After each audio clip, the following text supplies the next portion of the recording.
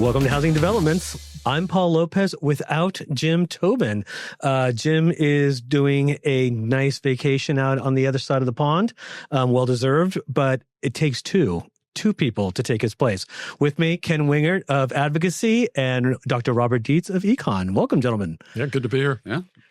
So first of all, a big shout out to our sponsor, LG Pro Builder. Let's build the good life together. Okay. Well, even you guys know it. That's really, I love it. On brand. Just wanted to take the time. We just got off of Spring Leadership and LegCon mid-year, so I thought it was important. Well, first of all, Dr. Dietz gave us the green light. You know, hey, I'm here. Do you want to use me? you don't say no to Dr. Dietz. I just want to say that right now. Almost direct quote. Right. Let's talk about Spring Leadership and LegCon. I think fairly upbeat. Those of us who came to Washington, D.C., the members seemed really good shape, right? Yeah, no, great enthusiasm from the members. I think some of that is kind of the regime change in Washington. Right. We had a lot of meetings with regulators this time. We took a group of folks over to the White House to meet with Domestic Policy Council and U.S. Trade Rep, some other folks, and then had some meetings with the EPA, Army Corps. Had folks from HUD over to meet with some of with the Housing Finance Committee. So a lot of engagement from the administration, I think, which was really welcome. And then over 250 meetings up on the Hill, covered a lot of ground. I think I talked to one member who said they did 17 meetings in one day, which I didn't know was physically possible. But generally, positive reaction from members of Congress as well as to our agenda. I think everyone recognizes we need to build more houses. Yeah, because in some cases we had, a posse of 50, 75 members coming up to storm the Hill, right? And it was important to say that it wasn't just, we talked about LegCon and it being that Wednesday, but you kept them busy throughout the entire week, essentially. Yeah, no, the committees did great work, talked about a lot of emerging issues, insurance, immigration, a lot of different things that are percolating out there in addition to the headlines, right? Not that immigration's not in the headlines, but tariffs and some of the other things that I think have been more front of mind for members. But yeah, overall positive event, at great events with for Build Pack. Thank you, shout out to all of our Build Pack supporters. And yeah, overall the vibes were fairly positive. And folks are really, really eager to get engaged. So hoping we'll have, I think this is the biggest crowd in maybe 10 years. Hopefully we'll be able to top that again next year. Yeah. Just over 1,000 members came, which is fantastic. Rob, let's talk to you because he's talking about upbeat. We just got our NAHB Wells Fargo Housing Market Index came out. Down to 32, right? Not upbeat. Not upbeat. Yeah. Downbeat. Yeah. So let's talk a little bit about what's the disconnect there, or is there? Yeah, I mean, I like Ken said, we need to build more. I think that message is out there, but current market conditions, it's just hard for buyers to buy. So we've seen a lot of buyers move to the sidelines. Consumer confidence is down. Mortgage interest rates remain elevated. Yeah. I think higher than maybe we expected a year and a half ago. The NAHB Wells Fargo Housing Market Index is at its lowest level since the end of 2022, which was during that time period after the Fed began to raise rates. Builders are telling us it's tough to price their homes. 3/4 of builders are having difficulty pricing because of the uncertainty with respect to cost factors, availability of labor.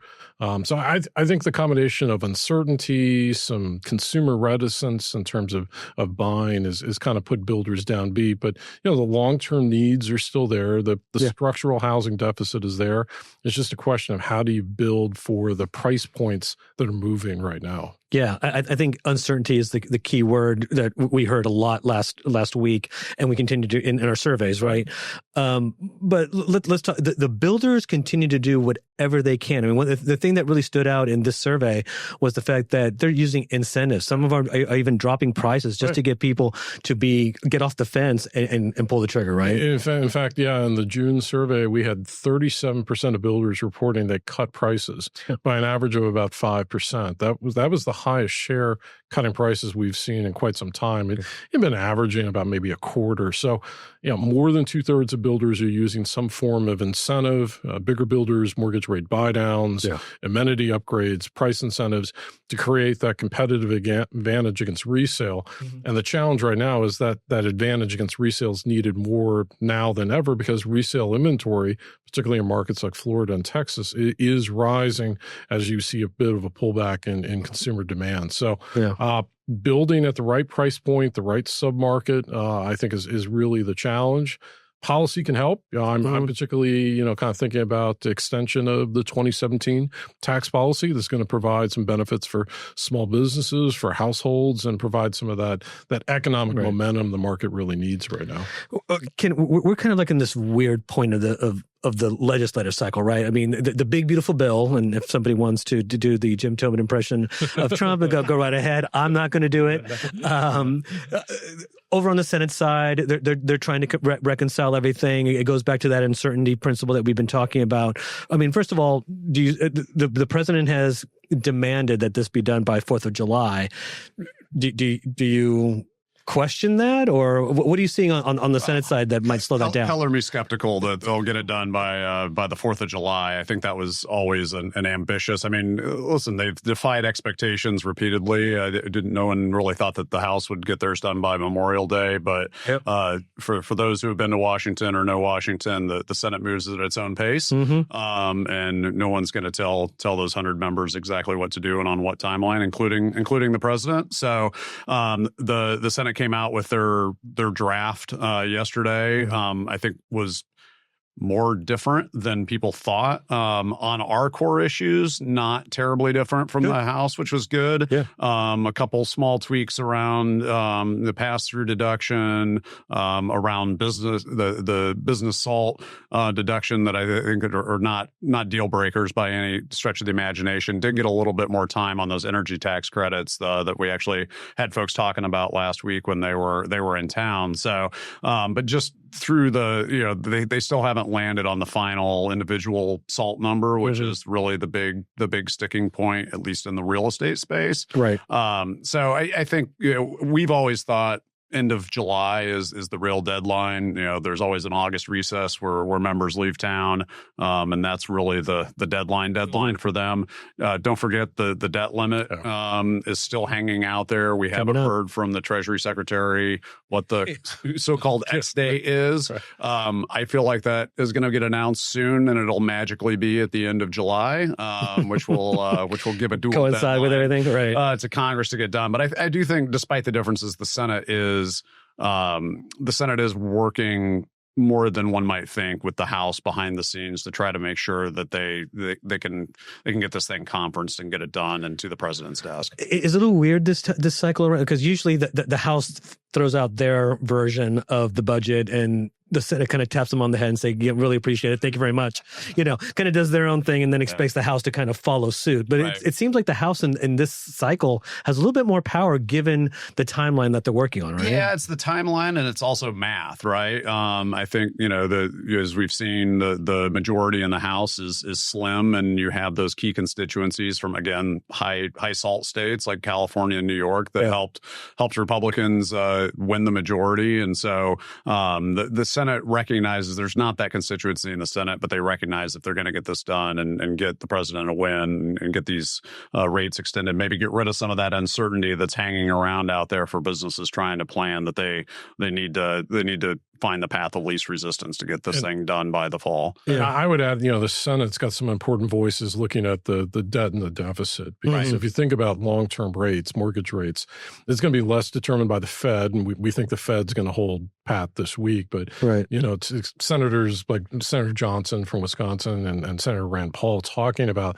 the fact that the debt is just so large. It's increasing those long-term rates. So it'll be kind of interesting to see that interplay between the House and the Senate. I'm a little more principled perspective on the econ from the Senate, and then the House has got to do the kind of the politics.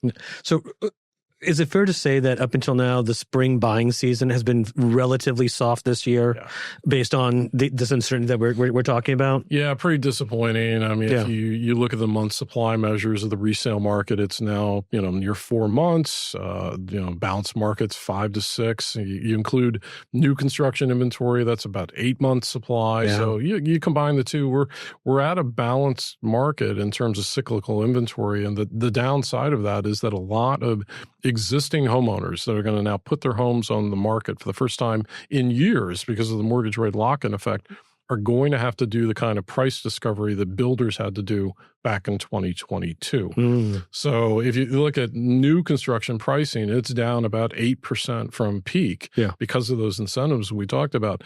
Existing homeowners haven't had to go through that process. And so the expectation is more markets than not, we're going to see price declines over the next 12 months as existing homeowners have to do a little bit of price discounting because of the affordability challenges. Right.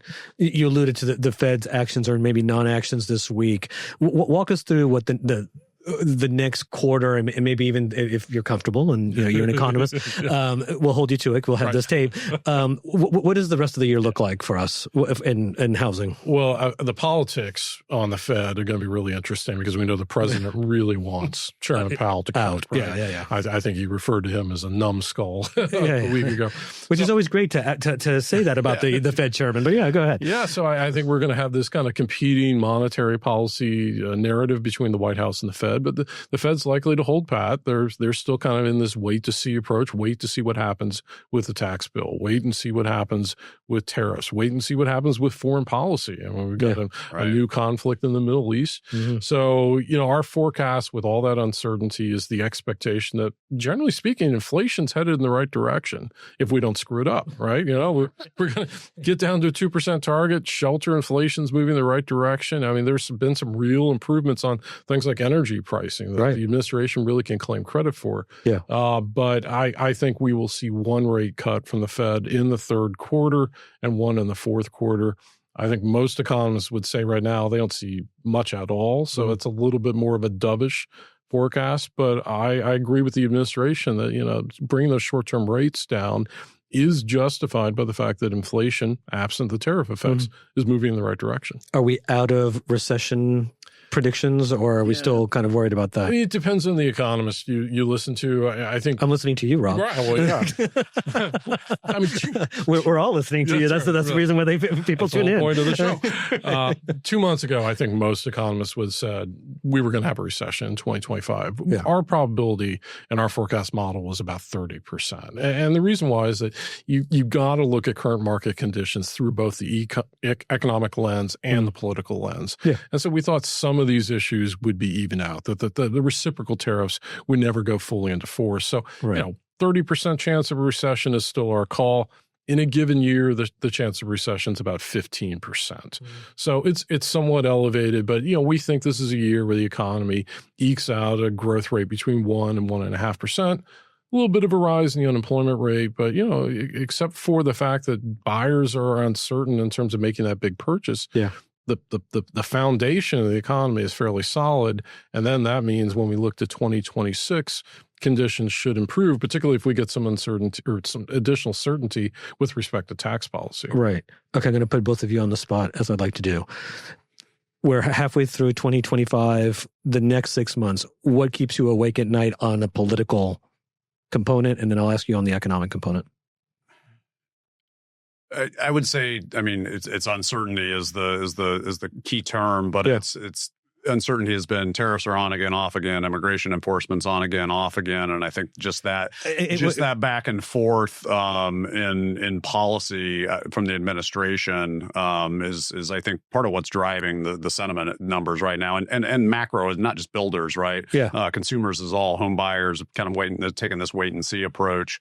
Because they're not quite sure what the economy is going to look like in the fall. And so trying to get some sort of certainty, given everything else that's going on in the rest of the world is that's not really a specific issue answer, but it's just that general uncertainty. Let me rewind a bit because you said something that's very important. Last week, there was indications from the administration that they were going to carve out certain sectors from immigration enforcement, shall we say.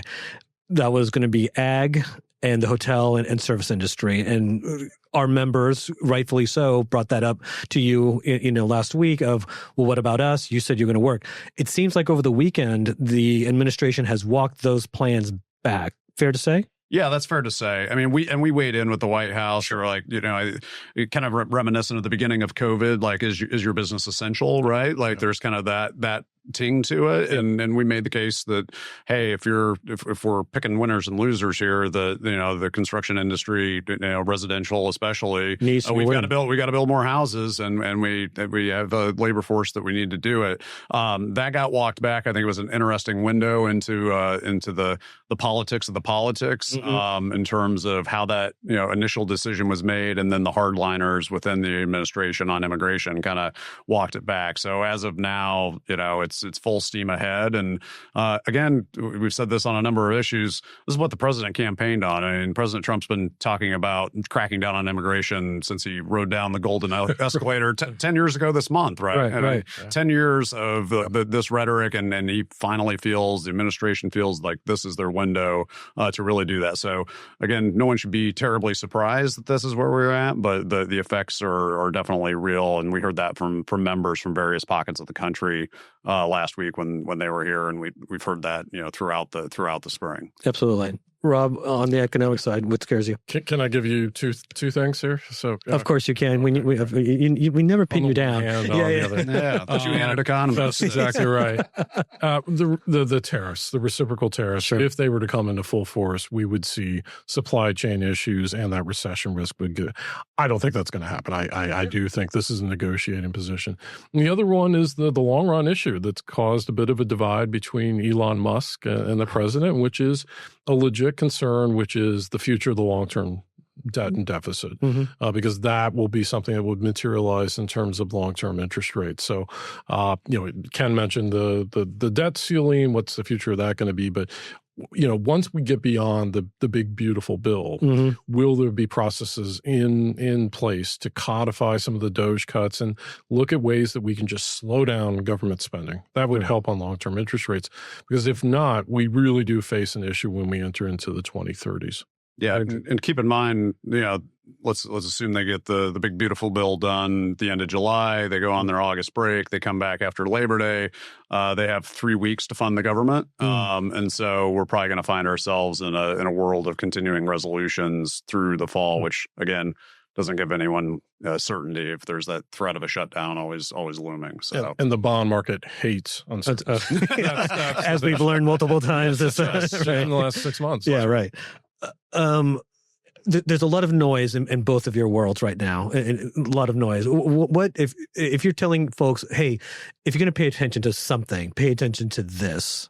I'm going to start with Rob this time because I started with you, Ken. For what clears out the noise, and hey, keep an eye on this, and you have a good barometer of what's really going on. I think the unemployment rate. It's we've talked about some of these macro weaknesses, but the unemployment rate's still close to 4%. Yeah. We still have that structural housing deficit. So the need for housing, whether rental, for sale, is really still there. And there's certain submarkets that are continuing to show strength. Townhouse construction is a great example. So where zoning can happen, where the kind of the zoning policy improvements, builders can add some additional housing. So I think it's taking advantages of opportunity, doing your local market research. But that's an area that, I think labor market health is going to be key to what we think will ultimately be an improving housing market by the time we get into 2026. Did it surprise you that so many of our members and builders in general are now going into that build for rent market to kind of keep things moving? I'll say no. So a year ago, there was a fair amount of analysts in the industry who said single-family built for rent is going to collapse down to 5% or 3%, which is where it was. And we said no. We thought single-family built for rent would remain 10 to 15% of single-family home building. Now, some of that is because some for sale product has become for rent. Sure. But I think that's a really kind of a new opportunity. It allows a little bit of hedging and some market transition, but I think it's a great place to be in. So that submarket should continue to thrive. Great. Ken? It's one thing that is key to the market, to the housing market. Is just something in your world. You're hearing a lot of noise and people, a lot of bluster. Right. Who should the audience be listening to, or some, kind of the canary in the coal mine kind of thing? Right. No, I mean, I do think that the cooler heads have started to prevail on tariffs. Scott Bessent, the Treasury Secretary, has kind of emerged as kind of the leading voice or the front person for the administration on that, as is Kevin Hassett and a few stuff within the White House staff. But I think the things that I'm watching over the next few months, talking to other lobbyists around town who represent various industries, like the retail numbers this fall from a macro standpoint. Rob talked about supply chains. There was this rush when the China tariffs went to 145% of people trying to pre-order stuff, and there is some concern about shipping and ports and how that kind of bottleneck. I don't think we're going to see anything like we saw during COVID. I don't want to alarm anyone there, but there may be some hiccups in the system this fall as people go to do their back to school shopping and everything. $2 instead of $5. Yeah, exactly. Order your Halloween costumes now. Might be a safe. I know kids change their mind 10 times between now and Halloween, having had 2 of them.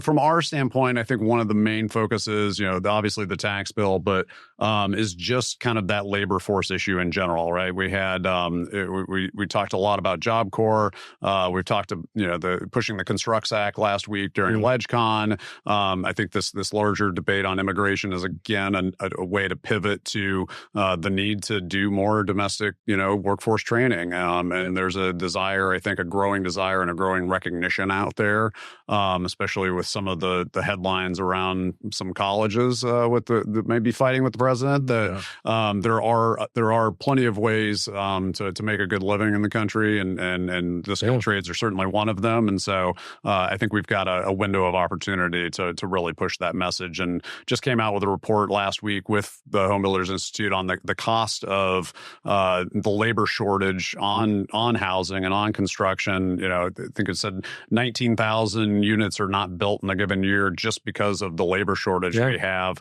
I put that number up there with the cost of regulation that we always throw out. I think there's going to be more and more focus on that. Absolutely. All right. I don't want to cut you guys short. Is there any kind of last words, or have we hit everything that we want to talk about today? I would just say, in addition to LegCon being a great success, it's been great traveling the country for the last 6 months. A lot of local. We barely know what you look like anymore, Rob. I mean, really, I just that's why when you gave me that invitation, like, hey, I'll be here on Tuesday. I had to take it. No, it's been great. I mean, I just really get a sense of a lot of momentum with local associations and membership. In the coming weeks, I'm going to Iowa, Florida, so just all over the country, and it's great to see builders speak with one voice on these issues. Yeah, absolutely. Absolutely. Yeah, and I'd be since we can't clone Rob, I would put in a plug as well. I mean, the advocacy team, others at NAHB, always our officers. Obviously, Jim's always out willing to travel and spread the good word about what we're doing on behalf of our members. And a lot of these issues, as much as we focus on DC, are always at the state and local level. Yeah. And we have a lot of resources to help our folks, combat the moratoriums and gas bans and all the crazy ideas that come out at the local level. So the advocacy team is always happy to help there. All right. You guys got your shameless plugs. All right. Well, this is a good conversation. Yeah. LG Pro Builder, let's build a good life together. Our killer sponsor. Thank you. With that, we're done. I'm Paul Lopez. Jim Tobin is here in spirit while he's actually in Ireland. Take care. Bye.